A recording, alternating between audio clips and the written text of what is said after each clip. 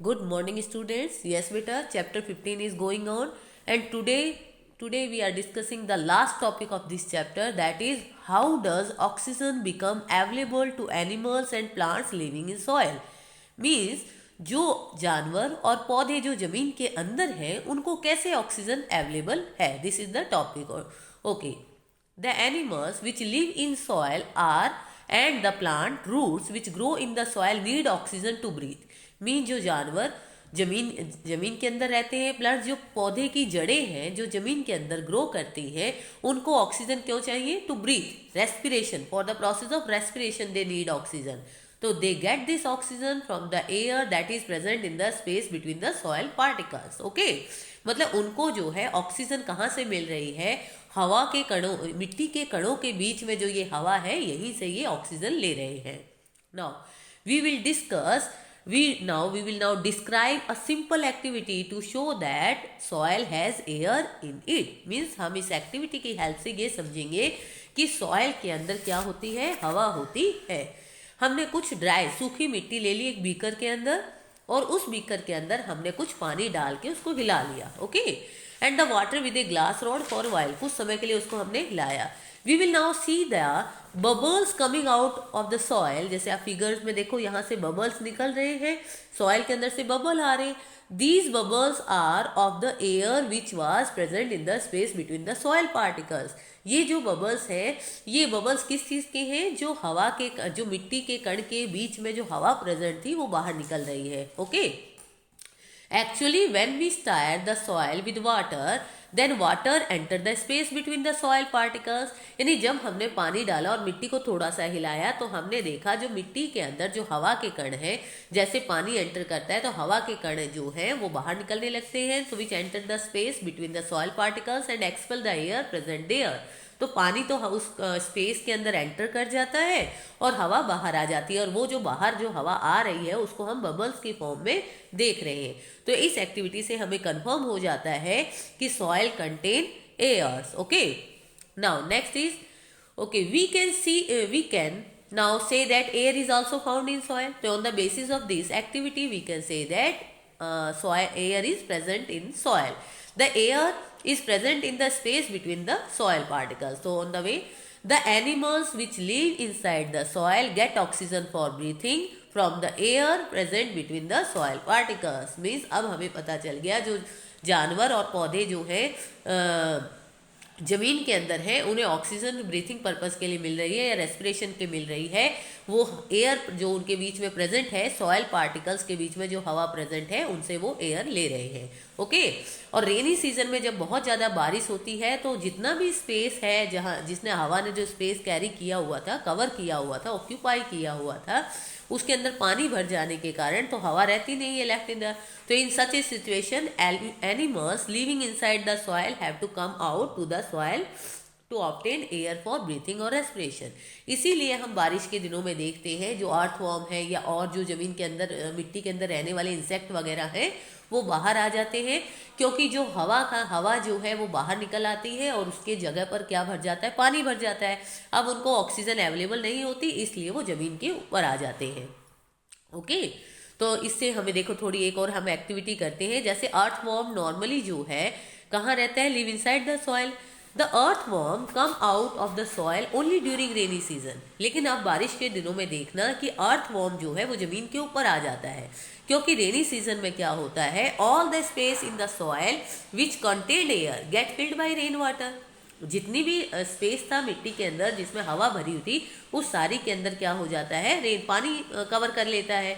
And leaving no air in the soil for the earthworm to breathe in. Due to this इस कारण the earthworm have to come out of the soil and to obtain air for breathing और respiration. इसलिए हवा वो earthworm जमीन के ऊपर आता है ताकि वो ब्रीथिंग के लिए एयर ले सके. Many animals living in soil dig burrows and holes deep inside the soil. काफ़ी जानवर हैं, बहुत सारे ऐसे जानवर हैं जो बिल खोद लेते हैं गहरे ताकि ज़मीन के अंदर रहा जा सके. तो these burrows and holes also make space available for the air to move into the soil so that they can use to obtain oxygen by animals living there. तो इन बिल्स के अंदर अब स्पेस में हवा भर जाती है, उसी हवा को दे यूटिलाइज करते हैं ये जानवर for the purpose of breathing. We know that the roots of land plant grow in the soil. तो and soil has air in it. ये हमें पता चल गया है. So the roots of plant which grow in the soil get the oxygen. उन्हें oxygen कहाँ से मिल रही है? Get the oxygen.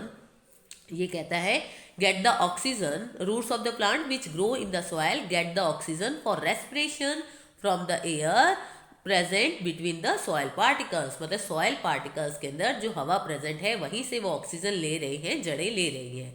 तो इस पूरी डिस्कशन के बेस में हमने कहा कि air in soil is necessary for animals and plants living in the soil. Okay. It is common observation that a lump of cotton wool. मतलब जो कॉटन का आपने देखा होगा, जो उसके जो एक बाउल को लम्प कहा जाता है, shrink when we put in water. यानी उस बाउल को अगर हम कॉटन को पानी में डाल दे तो श्रिंक हो जाता है. क्यों श्रिंक हो जाता है? This is because the lump of cotton wool contain a lot of air in the large space between it. क्योंकि उसके फाइबर्स के बीच में बहुत सारी हवा होती है.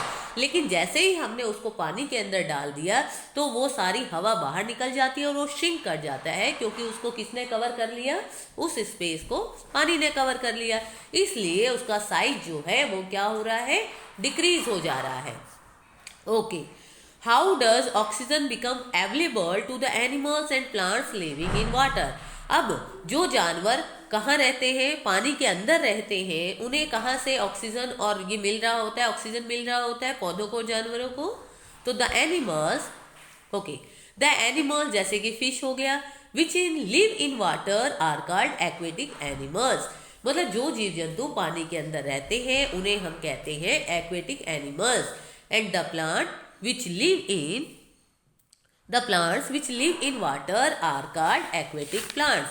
और जो पेड़ पौधे पानी के अंदर रहते हैं, जैसे जो जानवर रहते हैं, उन्हें तो हमने एक्वेटिक एनिमल्स कह दिया, और जो प्लांट्स रहते हैं उन्हें हमने एक्वेटिक प्लांट्स कह दिया. एक्वेटिक वर्ड का मतलब ही है पानी. ओके, पानी के अंदर. तो the aquatic animals and plants live in water of pond, lake, river and seas and oceans. तो इनके अंदर ये रहते हैं. The water of pond, lake, rivers and seas has some dissolved air in it. तो इनके अंदर जो नदियों में, तालाबों में, झीलों में, समुद्रों में, महासागरों में जो पानी है, इसके अंदर जो है कुछ जो है क्या डिजॉल्व होती है? ऑक्सीजन डिजॉल्व होती है. So the animals and plants which live in water use the dissolve in water for breathing purpose. Okay, sorry बेटा.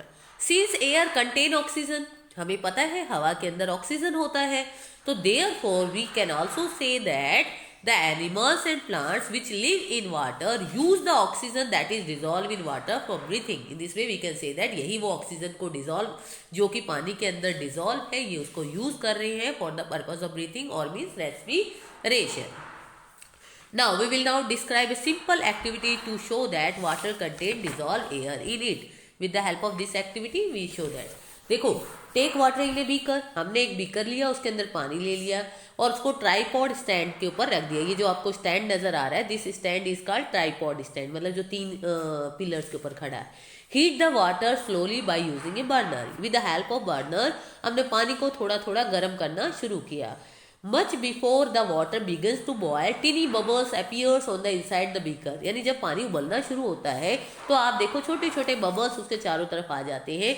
तो ये बबल्स क्या है? These bubbles are of the air which was dissolved in water. ये bubbles हवा के हैं जो हवा पानी में डिजोल्व थी.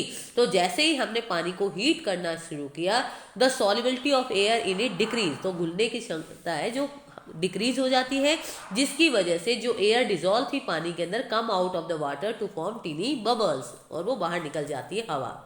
ओके, तो we can now explain how the living thing in water get oxygen. Okay, हमने अभी ये जस्ट एक्सप्लेन किया आपको. तो water has some dissolve oxygen in it. तो the water animals like fish which live in water breathe in oxygen dissolve in water of ponds, lakes, reverse and sea. The plants, जो plants अब रहते हैं, वे they also use this oxygen which is dissolve in water, जो पानी के अंदर already dissolve है. तो thus there is only oxygen in water too. Okay, oxygen in water, पानी के अंदर ऑक्सीजन भी होती है. If there were no oxygen in water then no living thing could survive in water. अगर ऑक्सीजन नहीं होती पानी के अंदर तो कोई भी लिविंग थिंग जो है वो सर्वाइव नहीं कर पाता. Okay, now next topic is how is oxygen in air is replace, मतलब उसको रिप्लेस कैसे किया जाता है, भाई हम उसको यूटिलाइज कर रहे हैं तो ये ऑक्सीजन कहाँ से आ रही है हवा के अंदर, रिप्लेस मीन्स यानी एटमॉस्फेयर के अंदर आ कहाँ से रही है ये oxygen, that is the question. Okay, तो we have just studied that a large number of animals and plants are consuming oxygen from air. ये तो हम पढ़ चुके हैं कि भाई हम लोग भी ऑक्सीजन जो है हवा से ही ले रहे हैं, रेस्पिरेशन के प्रोसेस, और भी बहुत से लिविंग एनिमल्स हैं, प्लांट्स हैं, they use this oxygen that is present in atmosphere. तो the oxygen of air is also consume during the burning of fuel. अब जब ईंधन जलता है, चाहे वो ह्यूमन बीइंग जला रहे हैं, तो ईंधन जब जलता है उसमें भी ऑक्सीजन यूज होता है. तो even then all the oxygen of air does not get use up. फिर भी सारी जो ऑक्सीजन प्रेजेंट है वो यूज अप क्यों नहीं होती. तो we will now explain how the oxygen in the air is replace, यानी रिफिल्ड. किस तरह से जो ऑक्सीजन प्रेजेंट है वो कैसे जो है दोबारा रिप्लेस की जा रही है और एटमॉस्फेयर के अंदर दोबारा कहाँ से आ रही है. The oxygen of air being consumed by animals and plants in respiration. तो we know that कि जो ऑक्सीजन हवा में प्रेजेंट है उसको पेड़ पौधे भी यूज कर रहे हैं, प्लस एनिमल्स भी यूज कर रहे हैं for the process of respiration. And in the burning of fuel ईंधन जलता है तब भी ऑक्सीजन का यूज हो रहा है. तो is constantly being replaced by plants through the process of respiration.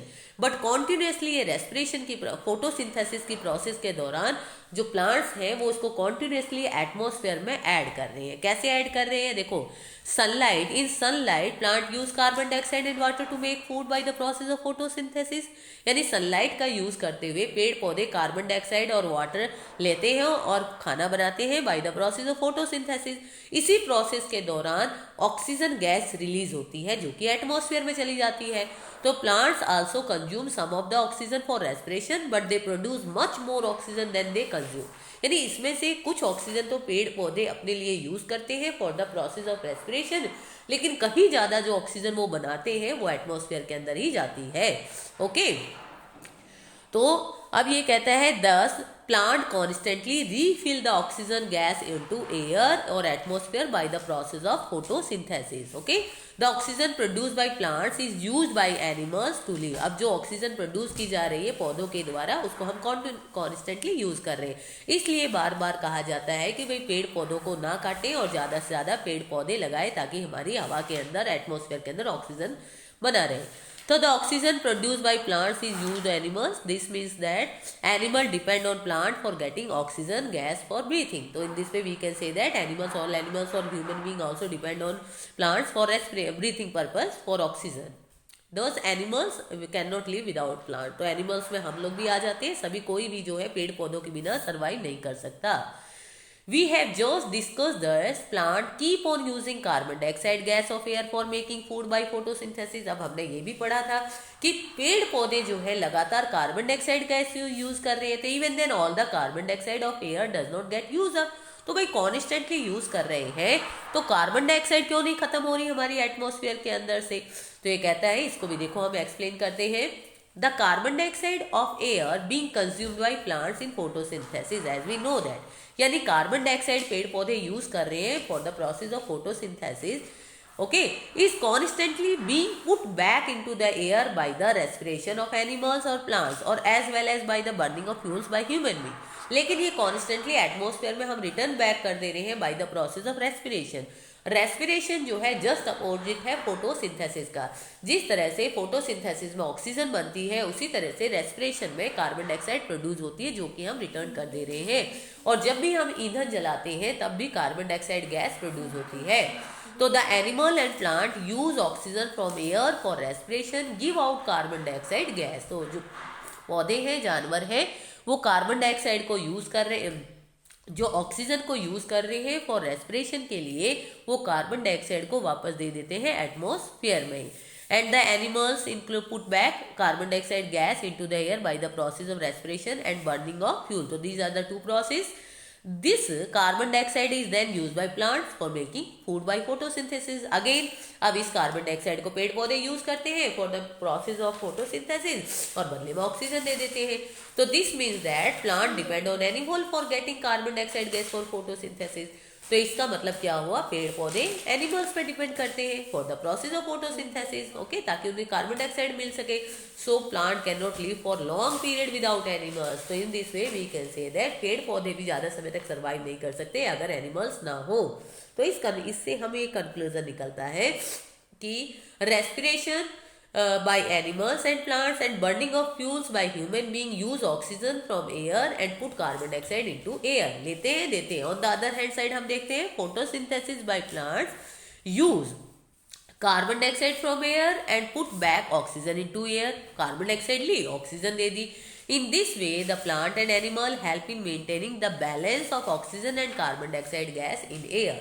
तो इस तरह से दोनों ही एक दूसरे के ऊपर इंटरडिपेंडेंट है. इंटरडिपेंडेंट मतलब जब दोनों ही आपस में एक दूसरे के ऊपर डिपेंड होते हैं तब हम कहते हैं इंटरडिपेंडेंट. अगर एक ही डिपेंड है तब वो डिपेंडेंट होता है, लेकिन जब दोनों ही आपस में एक दूसरे के ऊपर डिपेंडेंट होते हैं then we can say that interdependent. तो इन दिस वे प्लांट और एनिमल दोनों ही आपस में एक दूसरे के ऊपर निर्भर करते हैं, जिससे बैलेंस बना रहता है ऑक्सीजन का भी और कार्बन डाइऑक्साइड गैस का भी एयर के अंदर.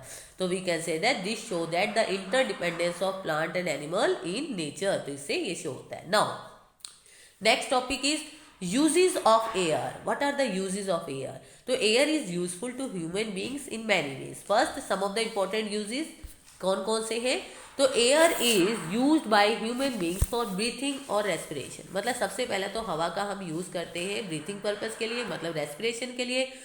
No human being or other animal can survive without the oxygen of air. मतलब कोई भी human being हो, चाहे वो animal है, नहीं सर्वाइव कर सकता ऑक्सीजन के बिना. Second is air is use for burning of fuel. Means air का यूज किया जाता है ईंधन जलाने के लिए, जैसे कि wood, coal, kerosene etcetera, to make fire. Okay, this fire is use by man for cooking food and other heating purposes के लिए इसको यूज किया जाता है. No fuel can burn without the oxygen of air. मतलब कोई ईंधन नहीं जल सकता अगर ऑक्सीजन प्रेजेंट ना हो. तो thus air is necessary for burning fuel. तो in this we can say that air is use for burning fuel. Compressed air is use to fill tyres of various kind of vehicles. Compressed air मतलब देखो हवा जो हम tyres में fill करते हैं, balloon में डालते हैं, फुटबॉल में डालते, इसको कंप्रेस करते हैं कि हम एयर को किसी भी चीज़ के अंदर दबा सकते हैं. तो काइंड ऑफ व्हीकल्स जैसे bicycle, scooter, car, bus, truck and aeroplanes. तो the air fill tyres make the transport smooth and easily. अब हम जब उस हवा को हम टायर्स वगैरह में डालते हैं तो व्हीकल हमारा ट्रांसपोर्ट जो है बहुत ही आसान हो जाता है.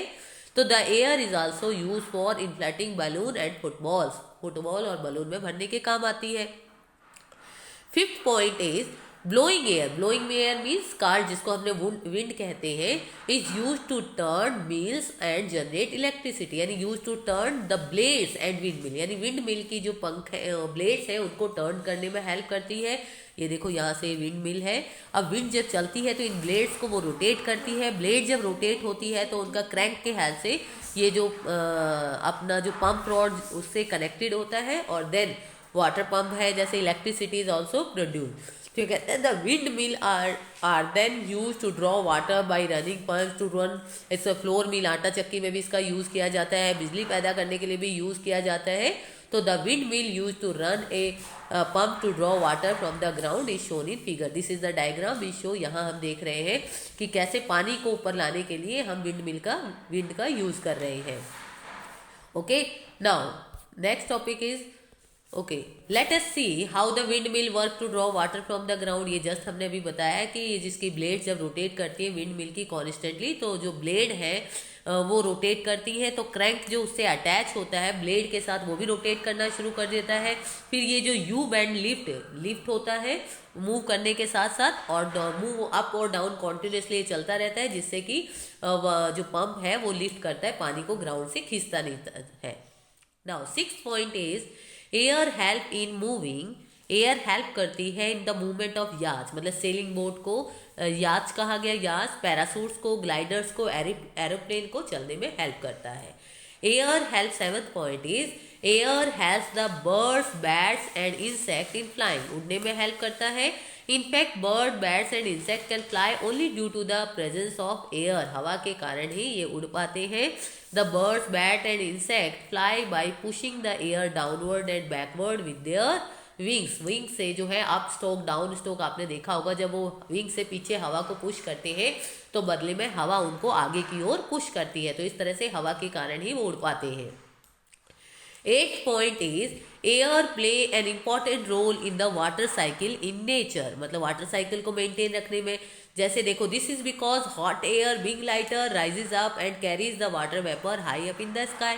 मतलब हवा जब गर्म होती है तो वो अपने साथ गर्म होने के साथ हल्की हो जाती है, जिससे वो वाटर वेपर को ऊपर ले जाती है. हवा में जिसमें नमी की मात्रा होती है वाटर वेपर को और बारिश लाने में हेल्प करती है. ओके, तो यहाँ हम कहेंगे moving air also carries rain cloud from one place to another and help in bringing rain at all the places. बारिश लाने में हेल्प करती है. तो this is all about this chapter. ये पूरा हमारा इस चैप्टर के बारे में था जो हमने एयर अराउंड अस पढ़ा. ये हमारा जो है बेटा चैप्टर जो है आज ख़त्म हो गया. इसके हमने सभी टॉपिक कंप्लीट कर लिए हैं. ओके बेटा. Okay, so this is the end. Okay, thank you, bete.